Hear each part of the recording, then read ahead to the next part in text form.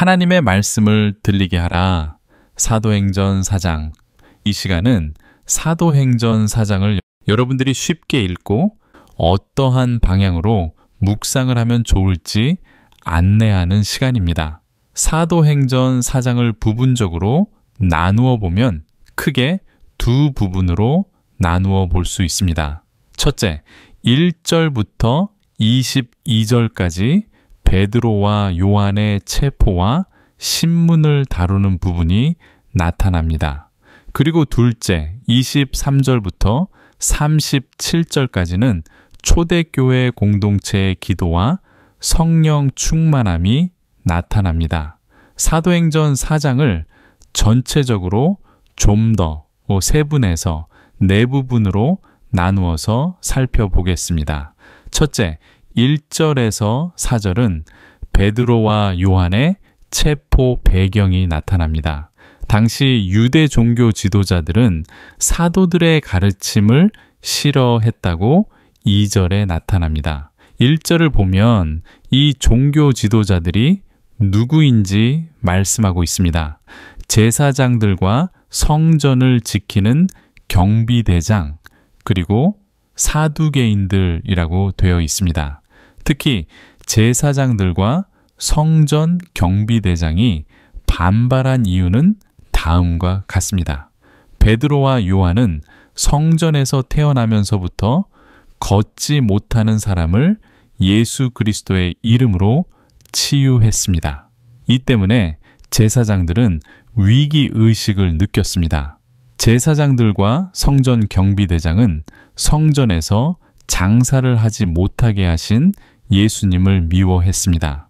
그리고 자신들의 이익과 권력을 방해하는 예수님을 체포하고 죽이는데 참여한 사람들입니다. 그런데 4장 2절에 이렇게 죽은 예수님이 다시 살아나셨다는 말씀을 베드로와 요한이 전합니다.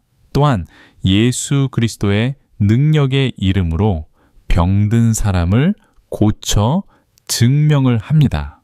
때문에 제사장들과 성전 경비대장은 이러한 복음을 싫어한 것입니다. 또한 사두개인들도 베드로와 요한의 가르침을 싫어했습니다. 왜냐하면 사두개인들은 부활을 믿지 않았습니다. 그들의 신학적인 입장 때문에 예수님과 대립하였습니다. 그리고 부활을 증거하는 사도들과 이렇게 대립하고 사도들을 체포하는데 적극적으로 동참한 것입니다. 이를 통하여 우리는 복음의 핵심을 알 수 있습니다. 2절을 자세히 읽어 사도 베드로와 요한은 죽은 사람의 부활은 예수 그리스도 안에 있다는 가르침을 선포했다는 것입니다. 예수를 믿으면 부활하게 된다는 것입니다. 영원한 생명을 갖게 된다는 것입니다. 이것이 복음의 핵심입니다. 이전 장에서 우리는 태어나면서부터 걷지 못하는 사람이 어떻게 구원을 받았는지 기억해야 합니다. 걷지 못한 사람은 단순히 병이 치유된 것이 아닙니다. 예수 그리스도의 피로 단절된 하나님과의 관계가 회복된 것입니다. 이 관계를 통하여 우리 성도들은 예수님께서 죽음을 이기고 부활하신 것처럼 우리도 죽음을 이기고 부활하게 된다는 소망을 얻게 된 것입니다. 하나님과 우리의 관계는 영원한 것이기 때문에 죽음이 이 관계를 끊을 수 없는 것입니다. 때문에 사도 베드로와 요한의 복음은 철저하게 예수 그리스도의 죽음과 부활에 초점이 맞추어져 있는 것입니다. 예수 그리스도의 죽음으로 통하여 우리의 죄의 문제가 해결되고 하나님과 새로운 사랑하는 관계가 성립되었습니다. 그리고 예수 그리스도의 부활로 우리는 하나님과 영원한 사랑하는 관계로 들어가게 된 것입니다.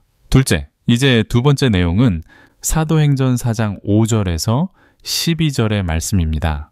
사도 베드로와 요한은 체포되고 공회 앞에서 증언을 하는 내용입니다. 여기에서 우선 강조하는 단어를 우리는 살펴보아야 합니다. 5절에 보면 다음 날이라는 단어가 나타납니다. 사도 베드로와 요한은 그 전날 저녁에 잡혔습니다. 그리고 3절을 보면 그들이 잡혔을 때에 이미 날이 저물었다고 되어 있습니다. 그러면서 다음 날까지 잡아두었다고 강조하고 있습니다. 왜냐하면 당시 유대인의 법은 밤에 판결을 하는 것을 금하였습니다. 때문에 사도 베드로와 요한이 다음 날 아침까지 잡혀 있었다는 것을 강조하는 것입니다. 이를 통하여 우리들에게 말씀하는 간접적인 내용은 예수님의 재판이 불법이었다는 것을 말해주는 것입니다. 예수님은 밤에 잡히셔서 밤에 대제사장의 앞에서 재판을 받고 아침에 빌라도에게 넘겨졌습니다. 때문에 예수님의 종교 재판은 당시 유대인의 법에 위배되는 사건입니다. 이러한 위법성 때문에 사도들은 아침까지 재판을 위하여 잡혀 있었다는 것을 강조하는 것입니다. 대제사장들이 모인 이 재판에서 사도들에게 질문한 내용이 7절에 나타납니다. 대제사장은 사도들에게 어떤 권세와 누구의 이름으로 이러한 일을 행하였는지는 묻습니다. 이 질문은 말씀을 읽는 우리에게도 하는 질문입니다. 마태복음 28장 18절을 보면 예수님께서 우리들에게 이렇게 말씀하셨습니다. 하늘과 땅의 모든 권세를 내게 주셨으니 이렇게 기록되어 있습니다. 예수님은 하늘과 땅의 모든 권세를 받으셨다고 선포하십니다. 그 권세로 사도들과 우리들에게 명령하셨고 그 권세를 사도들과 우리들에게 주신 것입니다. 이러한 능력으로 사도들은 병을 고치고 세례를 주고 많은 사람들을 제자로 삼은 것입니다. 그래서 사도행전 4장 4절에 5,000명이 예수님을 믿게 되었다고 말씀합니다. 이것이 예수 그리스도의 권세의 증거입니다. 그러면서 사도 베드로는 성령에 충만하여 담대하게 증언합니다. 이제 어떤 이름으로 이런 기적을 행하는지 말씀합니다. 10절에 너희가 십자가에 못 박고 하나님이 죽은 자 가운데서 살리신 나사렛 예수 그리스도의 이름으로 그 사람이 치유되었다고 말씀합니다. 예수 그리스도의 이름은 능력이 있습니다. 예수 그리스도의 이름에는 죽음을 이기는 능력이 있습니다. 때문에 사도들은 담대하게 예수 그리스도의 이름으로 능력을 행한 것입니다.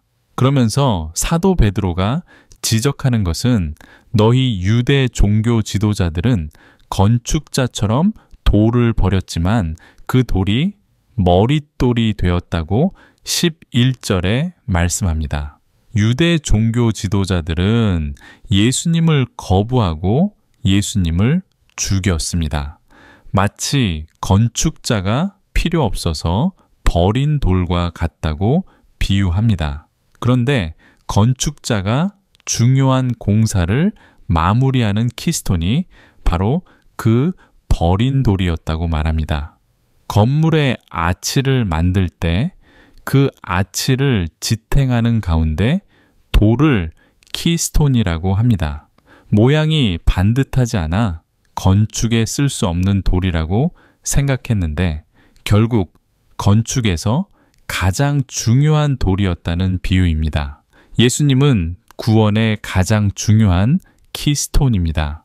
종교 지도자들이 구원을 이루려고 많은 노력을 하지만 12절에서 말씀하는 것은 오직 예수 그리스도의 이름 이외에는 구원의 이름이 없다고 말씀합니다. 예수님은 모든 생명의 권세를 가지셨고 예수님은 유일한 구원의 이름입니다. 셋째, 이제 13절에서 22절의 내용을 보겠습니다. 여기에서는 사도들이 어떻게 석방이 되는지 그 내용을 말씀해 줍니다. 13절을 보면 사도들을 재판하던 대제사장들이 사도들의 증언을 듣고 놀라워합니다. 사도들이 원래 교육을 받지 못한 시골 어부 출신들인데 어떻게 논리적으로 또 구약을 인용하며 증언하는지 놀라워합니다. 사도행전은 사도들의 기적과 증언 등 놀라운 일들이 바로 성령에 충만했기 때문에 일어난 일이라고 말씀하고 있습니다. 예수의 영이시고 또 하나님의 영이신 성령의 능력이 중요하다는 것을 강조하는 것입니다. 사도행전에 성령에 충만했다고 나타난 구절은 9번이나 나타납니다. 다시 말하면 성령의 능력으로 평범한 사람이었던 사도들이 지혜롭게 된 것입니다. 예수님을 모른다고 부인했던 베드로가 담대하게 예수 그리스도의 이름을 재판장에서 증언하게 된 것입니다. 그리고 사도행전 4장 31절을 보면 성령에 충만하여 하나님의 말씀을 전했다고 되어 있습니다. 만약 우리가 우리의 지혜를 의지하고 우리의 능력을 의지한다면 우리의 능력만큼만 나타날 것입니다. 하지만 우리가 성령을 의지하고 성령의 충만함을 받는다면 우리는 성령의 능력을 보게 될 것입니다. 평범한 베드로는 예수님을 모른다고 말했지만 성령의 충만함을 입은 베드로는 지혜롭고 담대하게 예수님의 이름을 선포했습니다. 때문에 재판에 참여한 대제사장들은 당황하게 됩니다. 예수 그리스도의 이름의 능력으로 고침을 받은 사람이 증거가 되기 때문에 그 사실을 부정할 수 없었습니다. 그들이 할 수 있는 일은 사도들을 위협하고 겁을 주며 협박하는 일 밖에는 할 수 없었습니다. 예수의 이름을 말하지도 말고 가르치지도 말라고 18절에 말씀합니다. 이제 우리도 성령의 충만함으로 예수의 이름을 선포해야 합니다. 또 예수의 이름으로 가르쳐야 합니다. 이 가르침으로 예수님의 제자를 만드는 것입니다. 나의 제자가 아니라 예수님의 제자로 만들어야 합니다. 이러한 일은 오직 성령의 능력으로 되는 것입니다. 넷째, 이제 23절에서 37절에는 초대교회의 기도와 성령의 충만함을 보여주고 있습니다. 사도들은 협박을 받고 재판에서 풀려납니다. 그리고 이 사건을 나누며 성경에 기록된 하나님의 말씀이 그대로 이루어졌음을 찬양합니다. 초대교인들이 기도한 것은 하나님의 뜻과 말씀이 잘 전달되게 해달라는 것이었습니다. 권력을 가진 자들이 예수님을 대적한 것도 하나님의 뜻이며 예루살렘에 모인 사람들도 하나님의 미리 예비하신 뜻이라는 것입니다. 그러면서 초대교회 성도들이 진정으로 기도하며 간구하는 것에 주목해 볼 필요가 있습니다. 그들은 5,000명이 들어갈 건물을 구하지 않았습니다. 그들은 자신들이 축복을 바라는 기도를 하지 않았습니다. 그들의 자녀와 후손이 잘 되게 해달라고 요구하지 않았습니다. 그들이 진심으로 간구한 기도는 30절에 하나님의 말씀을 전하게 해 달라는 것이었습니다. 또 30절에 예수님의 이름으로 표적과 기사가 나타나게 해 달라는 간구였습니다. 이는 하나님의 나라가 예수 그리스도의 능력으로 이루어지게 해 달라는 기도입니다. 이 또한 우리의 기도가 되어야 합니다. 예수 그리스도의 능력으로 하나님의 말씀이 전해지고 하나님의 나라가 완성되게 해달라고 지금도 기도해야 하는 것입니다. 우리의 기도가 우리의 성공을 위한 도구이면 안 됩니다. 우리의 기도는 우리가 원하는 소원 쇼핑 리스트가 되어서는 안 됩니다. 29절에는 하나님을 대적하는 자들의 위협에서 보호해달라는 기도는 있었습니다. 이러한 보호를 통하여 하나님의 말씀을 전하기 위한 보호를 간구하는 기도였습니다. 우리의 기도는 하나님의 말씀과 하나님의 나라를 위한 기도가 우선시 되어야 합니다. 이렇게 기도할 때에 초대교회 성도들은 성령의 충만함을 받았다고 31절에서 말씀합니다. 32절 이후 성령의 충만한 성도들은 서로의 재산을 나누었습니다. 그들이 재산을 나누며 함께한 마음과 한 뜻이 되었습니다. 자신들의 재산을 서로의 필요에 따라 나누기도 했습니다. 이렇게 함으로써 초대교회는 큰 능력으로 예수 그리스도의 부활을 증거했다고 33절에 나타납니다. 이때 특히 바나바가 등장합니다. 자신의 땅을 팔아 기꺼이 복음을 위하여 내어놓은 사람이었습니다. 이는 예수 그리스도의 부활을 증거하기 위한 것이었습니다. 이를 통하여 모든 성도들에게 하나님의 큰 은혜가 내렸다고 33절 후반에 다시 한번 강조되고 있습니다. 이제 사도행전 4장을 정리하고 결론을 내리겠습니다. 사도행전 4장은 크게 세 가지의 초점을 맞추어 있다는 것을 알 수 있습니다. 첫 번째는 예수님이 어떤 분인지 증언해 줍니다.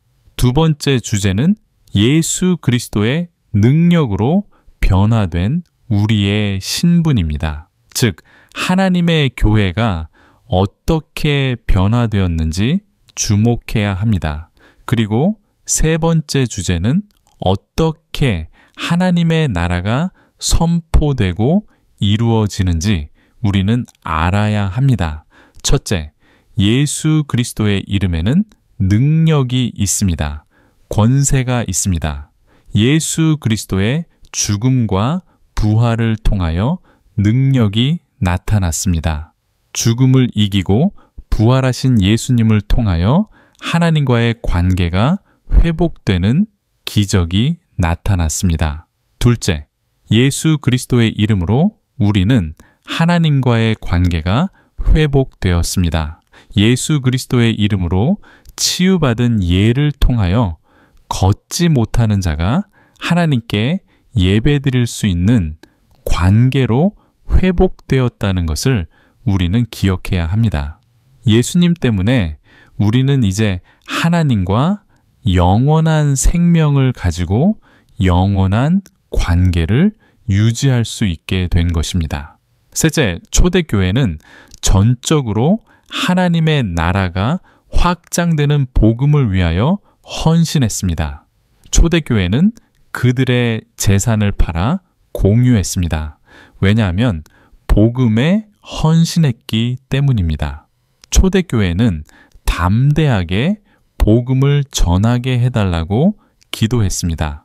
그리고 그들은 성령의 충만함을 받고 복음을 전했습니다. 이것이 사도행전 4장의 내용이고 우리가 초점을 맞추어야 할 내용입니다. 감사합니다.